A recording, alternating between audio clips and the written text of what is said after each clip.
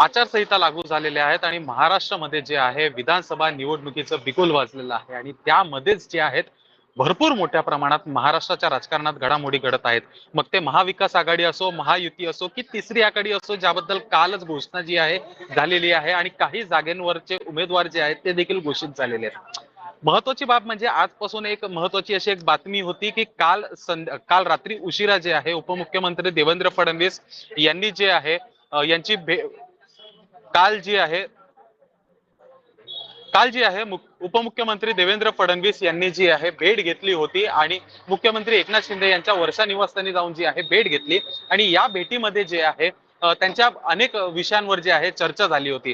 ही जी भेट आहे खूप रात्री उशिरापर्यंत चालली होती आणि या भेटी दरम्यान जे आहे अनेक असे मुद्दे चर्चिले गेले जे महायुतीसाठी आणि सोबतच शिवसेना आणि भारतीय जनता पक्षासाठी एकत्रित या महायुतीमध्ये महत्वाचे ठरतात। यानंतर जे आहे आज सकाळी जे आहे कालच एक असा बदल झाला होता ज्यामध्ये बाळासाहेब थोरात जे आहे यांच्याकडे समन्वय जो आहे तो देण्यात आला होता महाविकास आघाडीचा आणि त्याचमुळे जे आहे आज महाविकास आघाडीमधल्या दुपारच्या होणाऱ्या बैठका ज्या आहेत किंवा जी पत्रकार परिषद जी होणार आहे ते त्यामध्ये सुसंवाद जो आहे तो दिसून येणार आहे। अर्थातच नाना पटोले आणि संजय राऊत यांच्यातला जो वाद होता तो इतका समोर आला होता की पत्रकार परिषदेमध्ये पण तुम्ही काही बोलू नका किंवा एकमेकांना दाबण्याचा प्रयत्न जो आहे तो देखील दिसून आला होता। पण आता जे आहे बाळासाहेब थोरात यांच्याकडे ही जबाबदारी सोपवण्यात आलेली आहे आणि त्यामुळे त्यांनी आज सकाळी जी आहे शरद पवार यांच्यासोबत भेट घेतली होती। काही वेळातच ते जे आहेत मातोश्री या ठिकाणी जाऊन उद्धव ठाकरे यांची भेट घेणार आहेत आणि एकत्रित आहेत जी बैठक होणार आहे।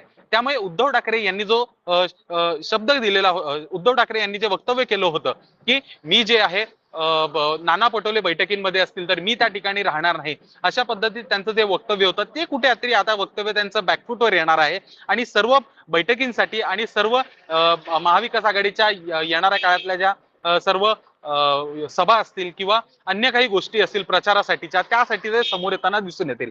महायुतीमध्ये जे आहे आज शिंदे गटाची आहे ती यादी येण्याची अपेक्षा आहे। भारतीय जनता पक्षाने परवाच्याच दिवशी जे आहे 99 उमेदवार जे आहेत ते घोषित केले आहेत त्यांच्या महाराष्ट्रातले आणि त्यामध्ये जे आहे 14 उमेदवार जे आहेत ते मुंबईतले त्यांनी घोषित केलेले आहेत। आज शिवसेनेची यादी येण्याची शक्यता आहे। सोबतच महाराष्ट्र नवनिर्माण सेना मनसे अध्यक्ष राज ठाकरे हे देखील त्यांच्या अधिकृत पेज जे आहे फेसबुकचं आणि ट्विटरचं त्यावरनं त्यांची यादी जी आहे घोषित करणार आहेत। सोबतच एकीकडे बघायला गेलं तर रासपची यादी देखील तयार आहे। कालच आपण बातमी केली होती की 33 नावं जी आहेत ती त्यांची ठरलेली आहेत। त्यामुळे आज सर्व पक्षांच्या याद्या समोर येऊ शकतात कारण की एकीकडे आज पहिला दिवस आहे आपली उमेदवारी अर्ज भरण्याचा। त्यामुळे महाराष्ट्रातून सुमारे 1100 ते 1200 इच्छुक उमेदवार जे आहेत महाराष्ट्रातून येतील असा एक अंदाज जो आहे निवडणूक आयोगाचा वर्तवण्यात आला होता आणि त्यानुसारच आज त्याची सुरुवात झालेली आहे। 29 तारीख जी आहे ही शेवटची तारीख असणार आहे उमेदवार अर्ज भरण्याची। त्यामुळे महाराष्ट्राच्या राजकारणात एकीकडे निवडणुकीची तयारी, दुसरीकडे होत असलेलं राजकारण, पक्षाच्या अंतर्गत वाद जे आहेत ते देखील समोर येताना दिसून येत आहेत आणि अन्य काही तयाऱ्या असतात त्यामध्ये देखील जे आहे सर्व याच्यात नेते मंडळी जे आहेत 24 तास जे आहेत गुंतलेले आहेत आणि सर्व तयारी करत आहेत। वर्षा गायकवाड यांच्या भगिनी जे आहेत ज्योती गायकवाड त्या देखील धारावी मतदारसंघातनं निवडणूक लढवण्यासाठी जे आहेत इच्छुक आहेत, पण कुठेतरी काँग्रेसमधले जे लोक आहेत ते त्याला विरोध करत आहेत। त्यांचं म्हणणं आहे की आम्हाला उमेदवारी द्या। पण ज्योती गायकवाड यांच्या बहीण वर्षा गायकवाड ज्या आहेत त्या खासदार आहेत, सोबतच एकनाथ गायकवाड यांची मुलगी आहे। त्यामुळे 3 टर्म जे आहेत खासदार होते एकनाथ गायकवाड महाराष्ट्रामधनं।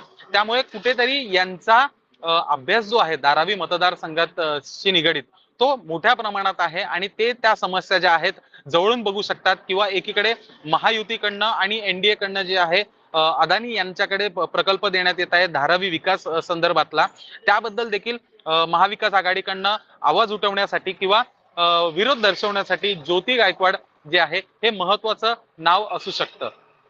महायुतीमध्ये जो आहे महायुतीमध्ये अनेक असे मतदारसंघ आहेत जिथे 2 उमेदवार आहेत इच्छुक आहेत। शिवसेनेमध्ये तसं होत आहे।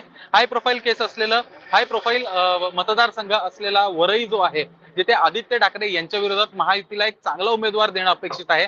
काल जे आहे शायना एनसी यांचं नाव समोर येत होतं। भारतीय जनता पक्षामध्ये त्या खरं तर आहेत, पण भारतीय जनता पक्षातून त्या शिवसेनेमध्ये येणार धनुष्यबाण चिन्हावर जे आहे त्या निवडणूक लढवणार अशी माहिती मिळत होती। पण त्यानंतर आज जे आहे आज दत्ता नरवणकर आणि सोबतच सुशीबेन शहा अशी 2 नावं शिवसेनेतनं जे आहेत इच्छुक आहेत. त्यांनी मुख्यमंत्री एकनाथ शिंदे यांची देखील भेट घेतलेली आहे आणि त्यांना सांगितलेलं आहे की आम्ही ही निवडणूक लढवण्यासाठी इच्छुक आहोत. त्यामुळे शिवसेनेत पक्षामध्ये जसं काँग्रेसमध्ये एक परिस्थिती दिसून आली की एकाच मतदारसंघात 2 इच्छुक उमेदवार आहेत, तशाच नुसार जे आहे वरळी मतदारसंघात शिवसेनेमधनं महायुतीकडनं 2 इच्छुक उमेदवार आहेत. ही सुद्धा एक बाब आहे आज लक्षात आलेली आहे. दुसरीकडे महायुतीमधनं देवेंद्र फडणवीस यांचा असलेला सागर बंगला, शासकीय सागर बंगला, उपमुख्यमंत्री अजित पवार यांचा असलेला देवगिरी बंगला, या ठिकाणी जे आहेत अनेक इच्छुक उमेदवार जे आहेत ते भेटण्यासाठी येत आहेत. काल देखील अनेक लोक आले होते, आज देखील अनेक लोक आज सकाळपासूनच जे आहेत भेटण्यासाठी येत आहेत. देवेंद्र फडणवीस यांच्या सागर बंगल्यावर येणारे 2 प्रकारचे इच्छुक उमेदवार आहेत आणि ज्यांचं 99 जणांच्या यादीमध्ये, पहिल्या यादीमध्ये नाव आलं होतं, ते धन्यवाद आणि आभार मानण्यासाठी येत आहेत. सोबतच वर्षा निवासस्थानी देखील आपल्याला अशीच काही परिस्थिती दिसत आहे. 65 ते 70 उमेदवार जे आहेत शिवसेनेचे निश्चित झाल्याची माहिती समोर येत आहे. त्यामुळे अजून जे इच्छुक उमेदवार आहेत ते भेटायला येत आहेत. आणि त्यानंतर राष्ट्रवादीमध्ये एक महत्वाचा मुद्दा की काल समीर भुजबळ यांचे समर्थक जे आहेत ते आले होते देवगिरी बंगल्यावर.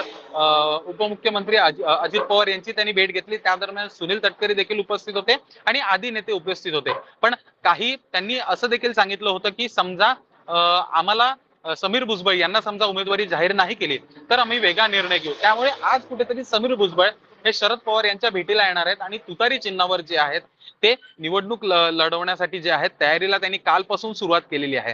त्यामुळे एकीकडे इच्छुक उमेदवार यांची असलेली यादी, दुसरीकडे राजकीय पक्षांकडे त्यांची असलेली उमेदवारांची यादी, नेमकी उमेदवारी कोणाला जाणार, बंडखोरी कुठे होणार किंवा कोण कोणाच्या विरोधात जाणार, एकाच घरातनं काही ठिकाणी 2 उमेदवार दिसून येत आहेत, अशी सर्व परिस्थिती जी आहे महाराष्ट्रामध्ये दिसून येत आहे.